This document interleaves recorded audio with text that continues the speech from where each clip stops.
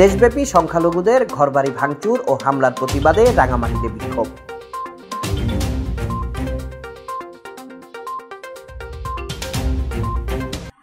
দেশব্যাপী সনাতন ধর্মাবলম্বীদের উপাসনালয়, ঘরবাড়ি, ব্যবসা প্রতিষ্ঠানে হামলা, ভাঙচুর ও অগ্নিসংযোগের প্রতিবাদে রাঙামাটিতে হিন্দু জাগরণ মঞ্চের উদ্যোগে বিক্ষোভ মিছিল ও প্রতিবাদ সমাবেশ অনুষ্ঠিত হয়েছে।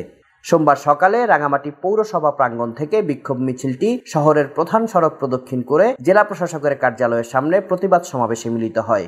এ সময় বক্তারা বলেন, যখনই দেশে কোনো পালাবদল শুরু হয় তখনই সংখ্যালঘুদের উপর হামলা শুরু করে মৌলবাদী গোষ্ঠী। 1971 সাল থেকে ধারাবাহিকভাবে যেসব সংখ্যালঘু নিপীড়ন ও হত্যা হয়েছে তার কোনো বিচার না হওয়ায় বারবার একটি গোষ্ঠী সনাতনীদের উপর হামলার সাহস দেখাচ্ছে।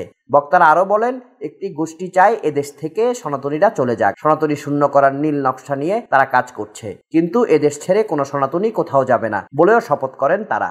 এ সময় সাম্প্রদায়িক সহিংসতার বিচার সহ 8 দফা দাবি তুলে ধরেন হিন্দু জাগরণ মঞ্চের সমন্বয়ক মিশু দে।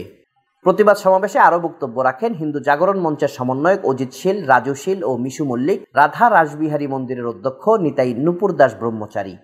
প্রতিবাদ সমাবেশ চলাকালীন সময়ে রাঙামাটি চট্টগ্রাম মহাসড়কে ঘণ্টাব্যাপী যান চলাচল বন্ধ ছিল। Desk report, CST TV।